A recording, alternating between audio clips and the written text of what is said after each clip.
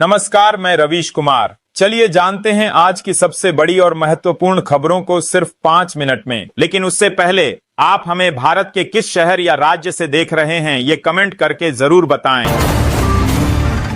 मुख्यमंत्री नीतीश कुमार जल्द ही बिहार में अपनी नई यात्रा शुरू करेंगे, जिसकी तारीख अभी तय नहीं है, लेकिन 26 जनवरी के बाद शुरू होने की संभावना है। इस यात्रा का मुख्य उद्देश्य पिछली प्रगति यात्रा में घोषित आधारभूत संरचनाओं के कार्यों की समीक्षा करना है। इसमें सड़क, बिजली और सिंचाई से जुड़ी परियोजनाएं शामिल होंगी। 11 जर्जर भवनों को तोड़कर 500 बेड का मल्टी सुपर स्पेशलिटी हॉस्पिटल बनेगा। मुख्यमंत्री योगी आदित्यनाथ की अध्यक्षता में हुई कैबिनेट बैठक में इस प्रस्ताव को स्वीकृति दे दी गई। मुख्यमंत्री हेमंत सोरेन ने नव वर्ष पर प्रशासनिक और पुलिस अधिकारियों से मुलाकात की। उन्होंने सभी को नव वर्ष की बधाई दी और राज्य के सर्वांगीण विकास के लिए सकारात्मक ऊर्जा व प्रतिबद्धता से काम करने का आह्वान किया। मुख्यमंत्री ने कहा कि 2026 झारखंड की विकास यात्रा में मील का पत्थर साबित होगा।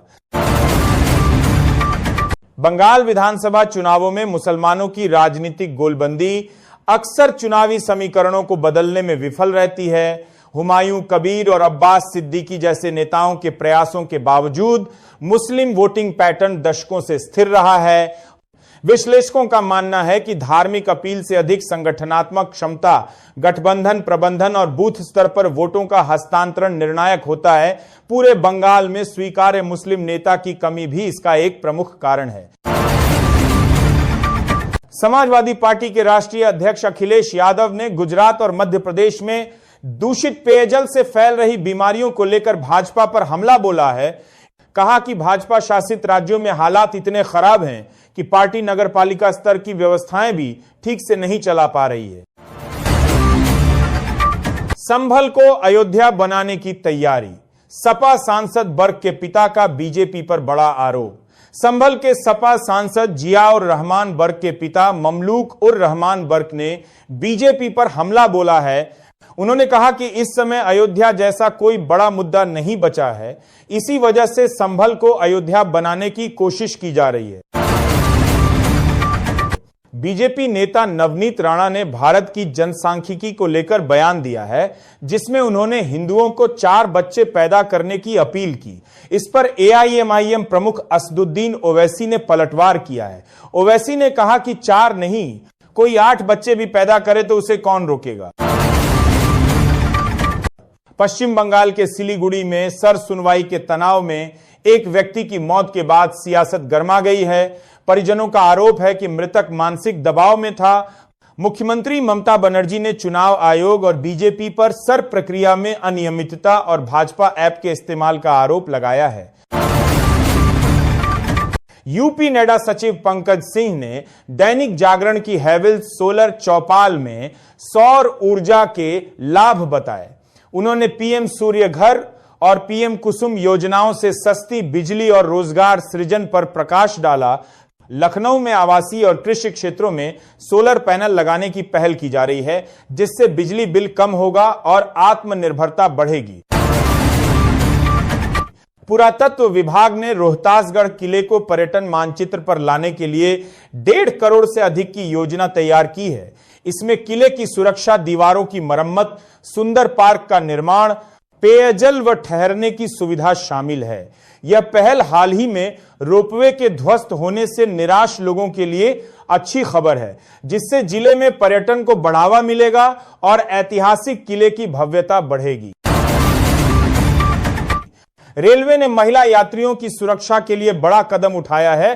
अब महिला कोच में यात्रा करने वाले पुरुष यात्रियों पर सख्त कार्रवाई होगी। भोपाल रेल मंडल में इसके लिए एक विशेष टीम बनाई जा रही है, जो फरवरी से अभियान शुरू करेगी। नियम तोड़ने पर 300 से 500 रुपये तक का जुर्माना लगेगा। यह पहल लगातार मिल रही शिकायतों और सुरक्षा चिंताओं के बाद की गई है, ताकि महिलाएं बिना डर के यात्रा कर सकें। दिल्ली की सीएम रेखा गुप्ता ने युवाओं के लिए लंच पे चर्चा कार्यक्रम की घोषणा की है।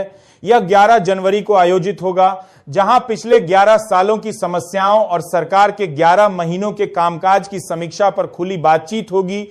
नागरिक अपने सुझाव और शिकायतें डायरेक्ट मैसेज या कमेंट के जरिए भेज सकते हैं। मुख्यमंत्री योगी आदित्यनाथ ने लखनऊ में मनरेगा और वीबी जीराम जी को लेकर बड़ा बयान दिया। उन्होंने कहा कि विपक्ष इस अधिनियम पर सवाल उठा रहा है क्योंकि वे अपने पुराने कारनामों का समर्थन कर रहे हैं। सीएम ने दावा किया कि पहले मनरेगा के संसाधनों पर डाका डाला गया था, लेकिन अब यह संशोधन विकसित भारत की आधारशिला और मील का पत्थर साबित होगा। कांग्रेस की वरिष्ठ नेता सोनिया गांधी को दिल्ली के सर गंगाराम अस्पताल में भर्ती कराया गया है।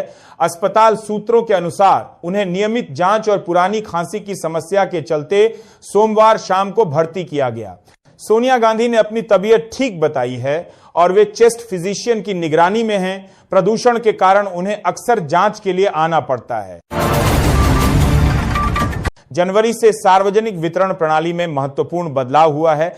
अब सभी पात्र राशन उपभोक्ताओं को प्रति यूनिट 2 किलो गेहूं और 3 किलो चावल मिलेगा।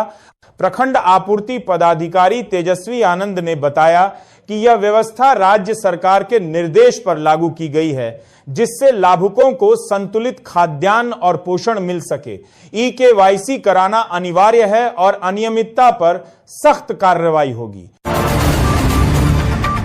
रामपुर में मंगलवार सुबह गांधी समाधि रोड पर आवास विकास परिषद ने बड़ी कार्रवाई करते हुए 3 मकानों को ध्वस्त कर दिया। परिषद के अनुसार ये मकान उसकी जमीन पर अवैध रूप से बने थे और 4 माह से नोटिस दिए जा रहे थे। वहीं प्रभावित परिवारों का कहना है कि उनकी जमीन अधिग्रहित की गई थी और उन्हें वैकल्पिक प्लॉट नहीं मिले। इस ठंड में करीब 20 लोग बेघर हो गए हैं। सांसद कुमारी सैलजा ने हरियाणा में भ्रष्टाचार की स्थिति पर गंभीर चिंता व्यक्त की है। उन्होंने बताया कि पिछले 5 वर्षों में भ्रष्टाचार के मामलों में 48% की वृद्धि हुई है, जिससे राज्य देश में 7वें स्थान पर आ गया है। सैलजा ने भाजपा सरकार के जीरो टॉलरेंस के दावों को खोखला बताते हुए राजस्व, पुलिस और प्रशासनिक विभागों में व्याप्त भ्रष्टाचार पर सवाल उठाए। उन्होंने निष्पक्ष जांच और दोषियों पर सख्त कार्रवाई की मांग की। सरकार हरिद्वार और ऋषिकेश को पवित्र सनातन नगरी घोषित कर गंगा घाटों पर गैर हिंदुओं का प्रवेश प्रतिबंधित करने पर विचार कर रही है। 1953 के नगर पालिका उपविधि में हर की पैड़ी पर गैर हिंदुओं के प्रवेश पर पाबंदी और 10 रुपए के जुर्माने का प्रावधान है। श्री गंगा सभा सभी 105 घाटों पर इसे लागू करने की मांग कर रही है। साथ ही 1916 के ब्रिटिश समझौते का हवाला भी दे रही है। मांस और शराब बिक्री पर भी चिंता व्यक्त की गई।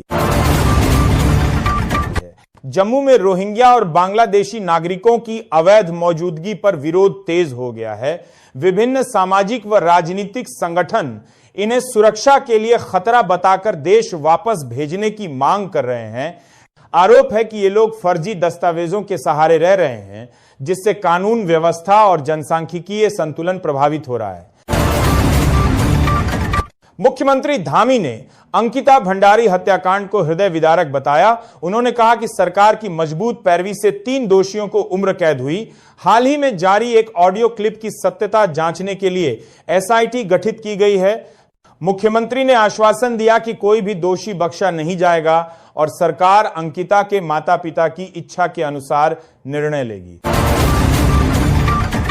अभिनेता से नेता बने विजय को करोड़ भगदड़ मामले में सीबीआई ने 12 जनवरी को पूछताछ के लिए तलब किया है। पिछले साल 27 सितंबर को हुई इस घटना में 41 लोगों की मौत हो गई थी।